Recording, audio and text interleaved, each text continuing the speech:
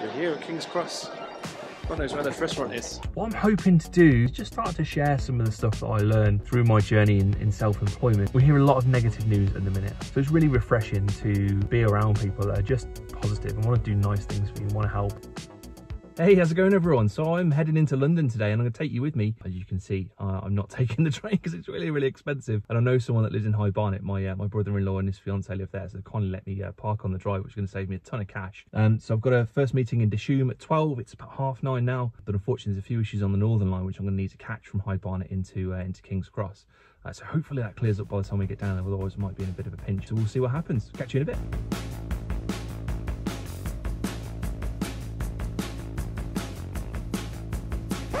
Challenge number 1, 2 minutes into the journey, I realised I haven't got enough fuel. Now we can start.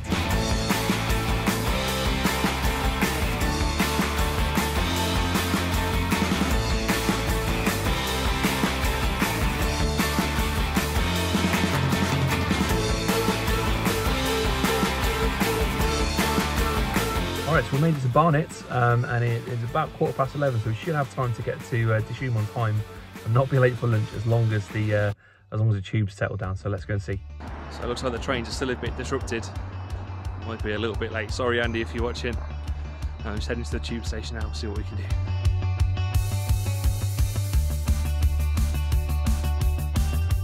So we're here at King's Cross. God knows where this restaurant is. We're already late. Called ahead, but hopefully we can find it fairly soon. This is stressful. I love this town. What a town. Nowhere else like it, is there? Love it. I can see it up ahead. Nearly there, nearly made it. I'll see you guys in a bit. So we've done in Dishoom. It was really nice, lovely curry. So now I'm heading across the town very quickly to go meet an old friend, and I'll show you when I get there in a sec. I've made it to the next space bar. It's very sweaty. It's a very warm day to be trotting around London. So this is the building I was heading to, and turns out it's the wrong address. They've moved, so it's been a bit of a mix-up. So they're on the way over to get me, and we'll just go for a coffee somewhere nearby. But now we play the waiting game. It's Rish! Hello. How's it going? I'm good, how are you? Yeah, I'm good, man, I'm good. We're going to go for a coffee. Where's good nearby? A place called Cafe, just over there. Place called Cafe. All right, we're going to go. See you in a bit. Finished up coffee with Rish. He's such a great guy. I've known him since about 2014. Like, just the loveliest bloke. I'm halfway up the M1, I think now, Toddington services. I've managed to escape the M25 before the traffic got too bad. What I'm hoping to do is just start to share some of the stuff that I learned through my journey in self-employment. And it's only been 2 or 3 weeks, so I'm sure there's a ton of stuff that I'm still to learn. And maybe some of you already know this stuff anyway, but it was a surprise to me.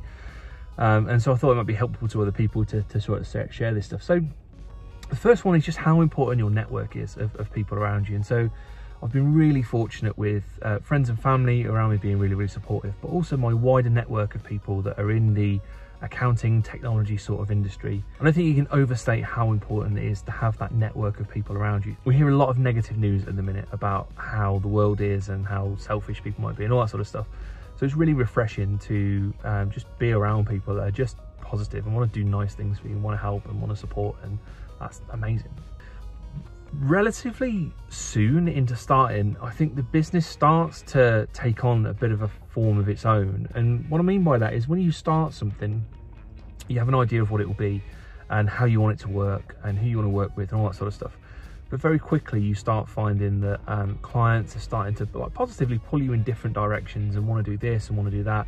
And I think there's a real balance, and probably a skill that I need to build is just getting that balance right of being flexible enough and sort of letting the business evolve in its own way, but also being rigid enough on the things that are really important, and sort of learning to tell the difference between those things. I think is going to be a challenge over time, but it's been really interesting so far. There's also all the cliche stuff that people say about being self-employed, like you're your own boss and it's good because you've got the flexibility, but it's bad because you haven't got the direction. All of that stuff is really true. It sounds really cliche to say it because it's said so often, but it really does hit a bit differently when you're in the thick of it. And so far I'm really enjoying it, really enjoying it. I think building the structures around me and processes have been really helpful, because I can be a bit sporadic in the way that I work, and so building those systems to keep organised has been really, really helpful.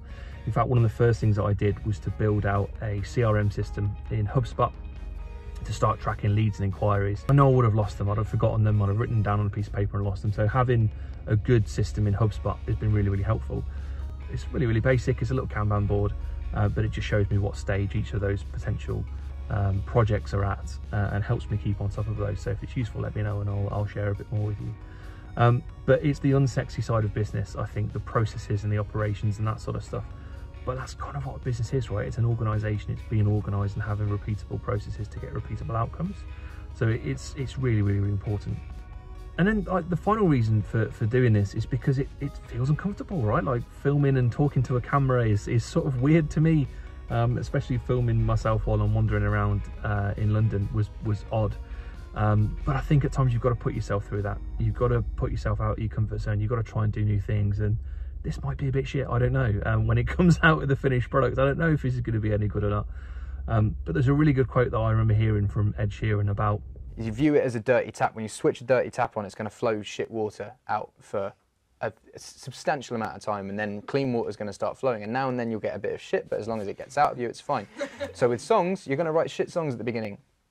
My songs were terrible. My raps were terrible. Like, I've listened to it the other day, it was awful. But I got it out of me, and the more and more you write, the more and more you experience, and then you start flowing clean water, and songs start getting better and better and better. And when you're on a good streak, you're writing good songs, now and then you're going to write a shit song, and that song is out of you and you can move on. If I'm going to ask clients that are maybe uncomfortable to go on camera and speak when it's outside their comfort zone, I should be kind of willing to do the same thing as well, right? And kind of put myself in a position that I'm slightly uncomfortable with.